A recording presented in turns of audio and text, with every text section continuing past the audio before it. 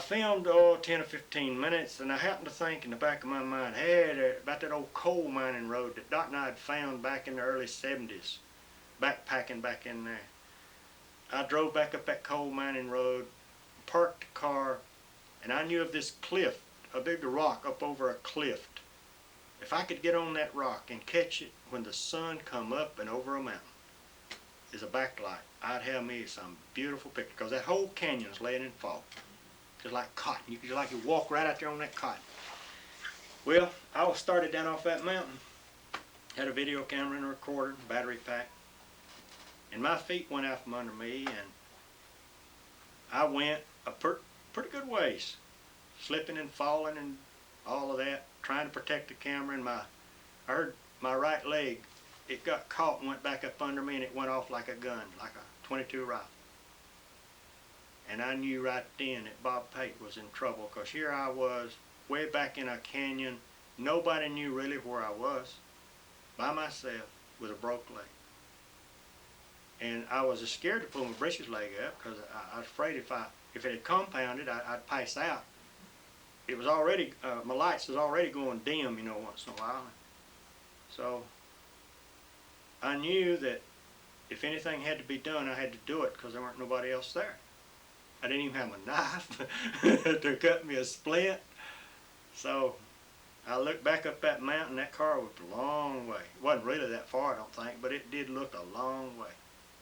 My life didn't pass for me. I was hurting too bad. But I started to crawl, and I thought, no, I can't leave my stuff, because the camera didn't belong to me. It belonged to another fellow. So did the recorder. I said, this don't belong to me. I can't leave this stuff in here. My buddy's equipment. So I laid everything I could as high up that mountain as I could lay it. And then I crawled, drug, just let that right leg drag. And I went on by my stuff, and I just stopped, just crawling, just to where I could reach back and get it. And then I'd lay it up again. I finally got our stuff on up there to the road, and I knew I'd never go in on the driver's side, because I'd never get this right leg. It'd kill me to move it like that. So I went in on the passenger side, got all the stuff loaded, went in on the passenger side, and our old car was an old red Torino. Why red is just an accident of color, but it had an automatic transmission. That's another thing that saved me. So I got that thing fired off. Left that right leg laying over in the seat in the passenger side as best I could. Got it fired off, and that left foot I fed the gas. And where I was parked, thank the Lord for that too, that road went on out and around the mountain, and I didn't have to back up and turn around back in there somewhere. So there I was lucky again. So I got that thing back to camp. I got it 10 miles back to camp. And I drove in, and everybody was up, and I hollered at one of the other guys. I said, come here a minute. And he come over there, he says, boy, you look kind of white. I said, yes, I got a broke leg. And from then on, it's been on. If you'd have thrown a fox in a hen house, you wouldn't have seen them stir no more. I guarantee you.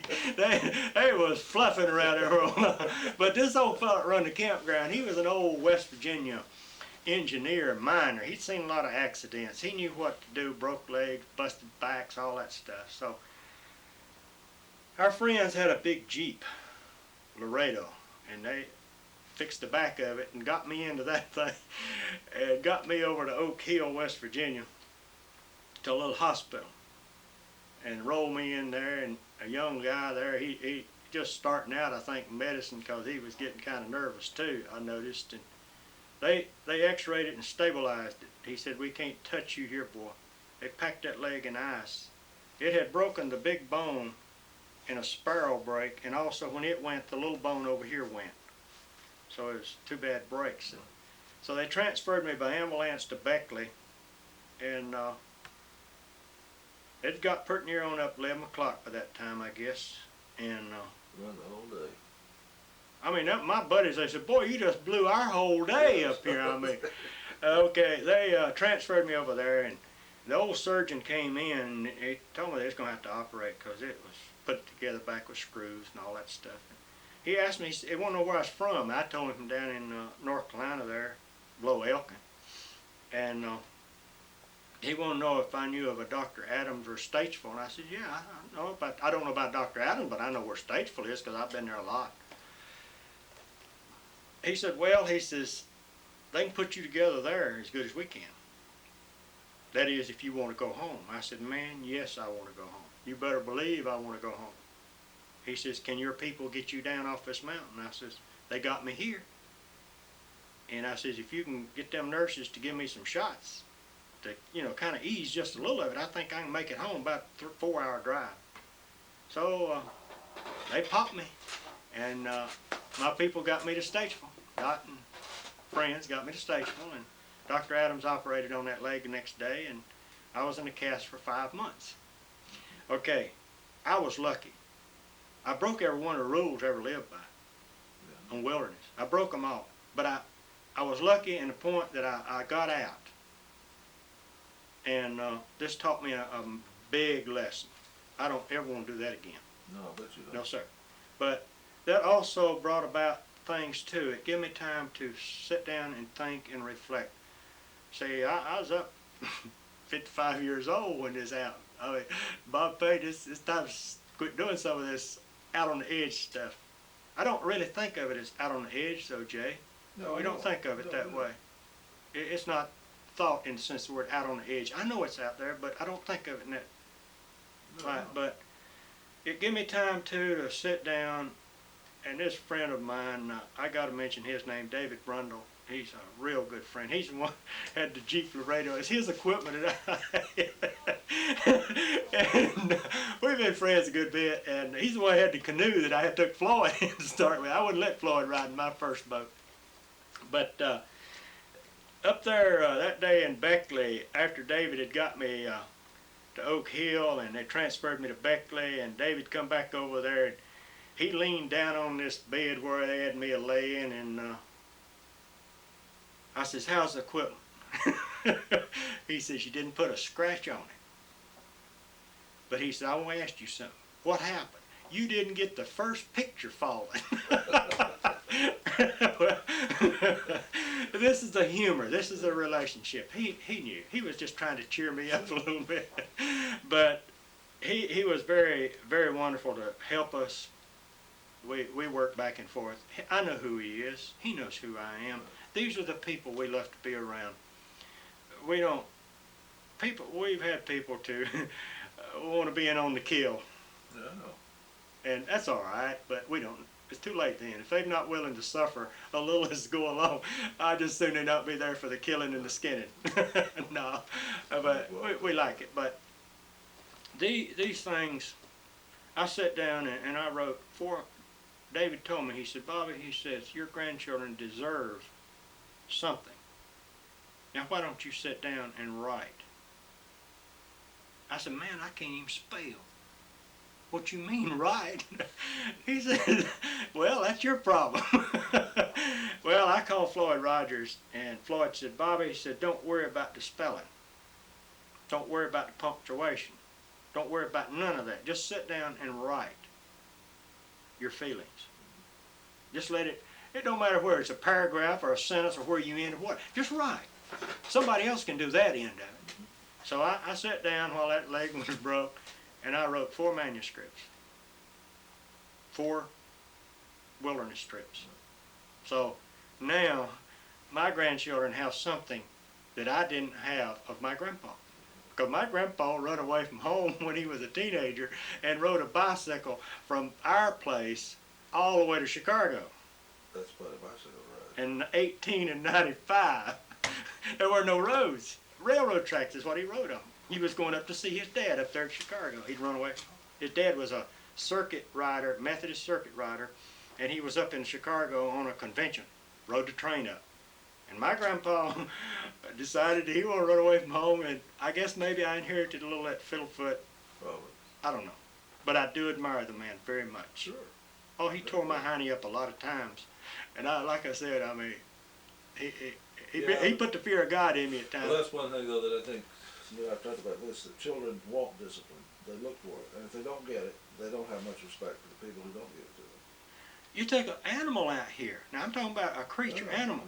They are protective of their kids, Of course they are. or they're small, because they know what can happen.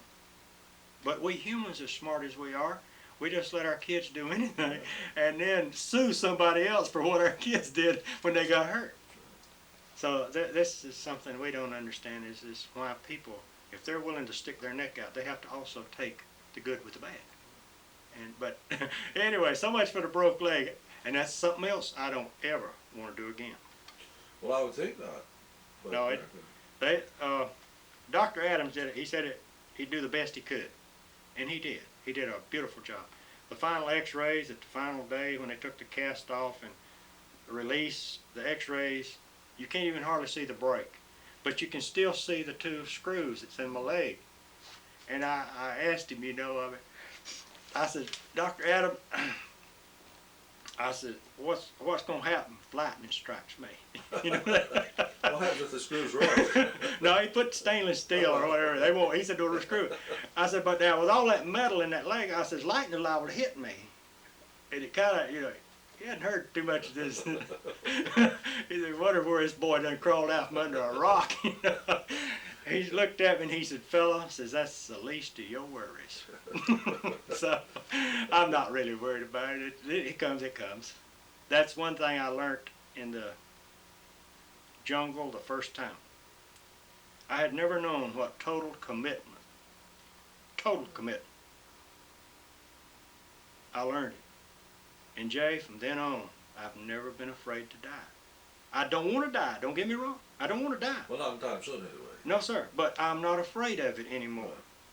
It will come when it comes. I want to live each day of my life one day at a time. Oh, I plan on down the road. Oh, sure. Yeah. But I want to live each day one day. And Dot is the same way. She went through circumstances we won't go into here, but she went through circumstances that we set down. And thank the good Lord that the doctors have the ability they've got now. Otherwise, they gave her 1 year. And it's been 9, 10 years ago, so we've been blessed. That's right, yeah. And so these things, we never know when it's coming, but we're thankful for each day. But I'm not afraid of it anymore. This is where I think that we become at peace with ourselves and find out who we really are. And it all comes back around. I don't think I would have ever done anything worthwhile for humanity, of this privilege of working with this oral history, if you could call it worthwhile. I would never have done anything like this if it had not been for the river. No, you wouldn't. The river teaching me who I was. I would never have done anything like that. Because every major thing that's ever happened to me has always been tied to that river. People come in. We've been fortunate enough to meet people from all over the world. That it amazes me sometimes. I've had people that's presidents of banks. Says, I envy your lifestyle. Well, they do. They say, how can I do this? And I say, how much do you want to give up? No, but there is. How much do you want to give up? I don't think of myself as anything special. I'm not. Well, I'm just another human being looking for another human being. Yeah, but at the same time, you have learned what is important. And all too often in today's world, in this business of making a living, too many people think it's accumulation of their bank account. Unfortunately, I mean, I see more of that every day, and it seems to be the prevailing way of doing things anymore. To get all you can, to heck with everything else. People laugh sometimes, and I laugh at myself, but they ask me about all of this and everything. I said, well, probably when I die, it'll probably be sad for everybody, because I ain't going to leave nothing.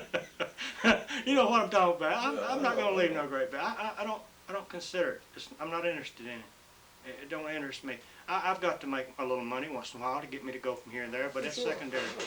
My concern is that getting me where I want to go and to that lifestyle. It has its ups and downs, Jay. Nothing in this life is a free lunch. Well, I haven't found it to be, and at the same time, I've lived long enough to know that if it weren't for the bad things, we really wouldn't appreciate the good things either, Bob. When I say bad, the things which seem bad, and all, I have learned that too, that a lot of things that seem not to be so good are not necessarily so bad. Well, Becky Goforth, one of my very first people, old-timey school teacher, Wilkes County, Windy Gap. She told me, she said, Bobby, and I've known this lady for 40-some years, and she's 85 now, 86. And she told me when she was 80 years old, she said, Bobby, I thank the Lord for every mountain he put in front of me, because it made me a better person. Well, I'm sure it does that to all of us. I mean, it's like you say, if we didn't have some bad times, how would we know when the good ones are coming? We couldn't know it. And we get down, we get depressed, we drop down into valleys, mountains, valleys, Sure. mountains, valleys. But herein again is where Dot comes back in again. We don't both go down at the same time, thank God for that. Or generally if we are, we get out, we go do something. Right. But generally the case, one of us is down, the other one is up. And therefore, we pull each other back. Sure. And it has to work this way. And it has to be total trust. I totally trust her. She totally trusts us. This is one thing. It's never been my money, it's never been her money, it's been ours. It's never been my well-being or your well-being, it's been ours. It's family. Sure. It's shared. And so, if I can wrap it up, she's the most wonderful thing that ever happened to me. Well, from what I know of Dot, I think she is too. She's a wonderful person. Yeah. And I appreciate, if you're about to wind down, and I have a feeling you are. Well, don't you think it's enough of this? I mean, Well, if I think of anything else, we'll have to do another one. well, If you think of anything else, you'll have to do another one. you've already discovered I can't tell you no. So. That's nice, because a lot of people can't, bankers can voice that. Well, no, I know you never asked me to do anything beyond my capabilities or No, anything I try that not wouldn't to be ask fair. anybody So that's why that I wouldn't tell you no if you felt like that you wanted to do a continuation. That'd be up to you. But well, I may think of something, and knowing me, I probably Yeah. will. But I really appreciate this, Bob, because this says a lot, and I could not see, frankly, you're doing what you're doing and going out here videotaping all these people, asking them questions, and getting information about me, and not having something of you that tells something about you, which says an awful lot about your way of life, and also says a lot about what you've been doing. It says a lot about the importance of how things are changing and how they're changing, the importance of preserving what has been, because, as you said it yourself, that you know where you're going because you know where you've been. That, to me, is one of the most important things in preserving history. That I maintain there's no way we can understand how we got where we are unless we know where we came from. And I'm convinced of that. And, of course, if we know where we came from, then we know where we're going, hopefully. Or at least we'll find out somewhere along the line. well, if what I have had the privilege to work with and do will bring some knowledge or happiness to somebody, or something to help them in their life, to educate them, if they get entertainment, that's a spinoff, but to help them, another human being, it's all been worth it, Jay. It's all been worth it. That's what I feel about teaching, Bob. Yeah. But A good teacher, that's what I've studied. I've never, like I said, never had the privilege to get, I wasn't college material. But a good teacher to me is a person that cares about another human being enough to be able to spend their time knowing that whatever they did, they may never see the fruits of their labor. If so, if they do, it might be way, way down the road, isn't it? that's right. That's a teacher to me. And as I've said to you, one of the nicest things that ever happens to me is when some former student comes and says, well, I still recall, and this has helped me. Yeah. And if it has, that's what it's all about. It's what you keep hoping is true of every student that you have, and you know that it's not going to affect someone that way. That hurts, but at the same time, it's just, that's part of life too, that you can't possibly turn on everybody, so to speak. Hopefully some along the line. Well, another turning, I'm going to say this before we just shut this thing down before I say too much. Another turning point in my life was when a man walked up to me years ago and told me, he said, Bobby, my son is watching every step you take. And that kind of shook my tree, Jay. Because I had never thought about influencing other people. I never considered what my life would influence somebody else. Everybody else was influencing me, but I never thought about me influencing somebody else. But here was this man telling me that his little boy was watching every step I took. Made me realize that, what if I misstep? So we never know who we influence, do we? No. And know when we do influence, when it will come out later. But here's the thing, I've said this to my psychologist time after time. I don't know whether I've said it to you or not, but you stop and think about it. Think of all the people who have had some influence on you who you never knew, who you never saw but once in your life, and who maybe you just saw in passing, but something about them brought something to your mind that you have never forgotten, and it's never changed because of them. No, and after that happened, I started becoming more aware. And it's just like that first trip when we did that Yucatan back in that jungle. We were working out of the Yucatan into Miami, and we come out of that jungle, Jay, I mean, we looked worse than 7 miles of bad road. We was hungry. I mean, we had been on starvation rations because we got caught back in there. But we were coming out. We got back out into Merida on the Yucatan. Caught a Mexicana airline over to Cozumel. We stepped out into high society tourists. There were tourists running out of the walls. And there was this tour group. And there was this one man in this group. He came over, and boy, you could see it in his eyes. Wanting to know, he said, y'all been somewhere, ain't you? I said, yes, sir, we have. Thank God we're alive. And we were talking, and he was from Kodak. I mean, uptown Kodak, not one of the filing boys or not one of the guys working on the assembly line. He was from head of Kodak out of Rochester. He says, I've been down here on a tour group. He says, we ain't seen nothing. He says, I'd give everything I had just to been with y'all. Because Ewans has seen something. He didn't say Ewans, you know, his English is a lot better than mine, but he said, I'd give anything to been where y'all been, because I know from looking at you, you've been somewhere. He said, we've been just like a herd of cows running around from here to yonder. I never thought about that, Jay. I mean, here was all of our equipment piled up just like, oh man, just a great big pile of stuff. We had 3 boats in their bags, all of our paraphernalia, bags, mud. We'd been on that river back in that jungle, God knows. Anyway, I know we looked like 7 miles of bad road. I lost 10 pounds. Doc was not too good a shape, other people. But we made it. We got out.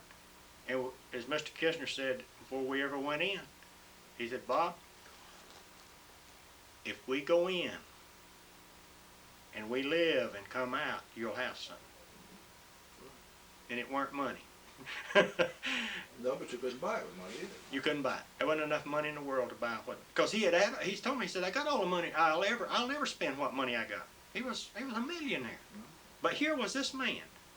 Jay, he was 70 years old when we did that. About 2 axe handles across the shoulders, you know, tough. 70 years old. I've paddled with him. Man, it's all you could do to run with him. It's 70 years old. He said, God only gave you one body. Be careful what you do with it. I keep breaking mine up. Oh well. Jay, you want to wrap it up? Well, unless you have something else you think you need to say, Bob. Well, I'm liable to get carried away here. Well, I don't want any sermons. No, you ain't going to get no sermon, not from this boy. I guarantee you won't get no sermon, not from this boy. Like I think I told you about the one old lady I interviewed who was in the 90s without the camera, of course, just the audio tape, and she, every once in a while she'd get talked about something, she'd sound like she's preaching, and finally she said, somebody said once that I should become a preacher. I said, I thought you'd been preaching ever since I've been taping. Well, I hope what I have said hasn't come across as preaching. No, it hasn't come across as that preaching, no, but what I'm saying is that that's what I said, if you start preaching, it won't be the first time that I've ended up with a tape with somebody preaching. I have been known to get really carried away in my enthusiasm to stress a point of how Yeah. important things are, and I don't mean it to be no, I'm just going to the River Jordan, and whoever I belong to can come get me. You want to wrap that up? You just keep hoping somebody's going to walk to. Well, whoever I belong to can come get me. No, that's another thing I learned on that river. You'll soon learn who you are, and you'll soon learn who God is. Yeah, right. Because I had a man to ask me one time about churching. I said, listen, I'd a lot rather be on that river wishing I was in church and be in church or wishing I was on that river. Yeah. So if it's all right with you, as I'm doing the photography work too, I'm just going to stand up and cut that machine off. I guess so. I guess I'll let you do that. All right. Okay, thank you, Bob. Or would you want to cut it off? All you got to do is hit a little button here on Which this one? trigger, a little gray button, right up. No, come down here on the trigger. Go down See here. a yellow one? Now wait just That's a a minute. yellow. That little gray, the gray This one. one? This one? If you hit it, it's going to shut itself off. This one? That's it.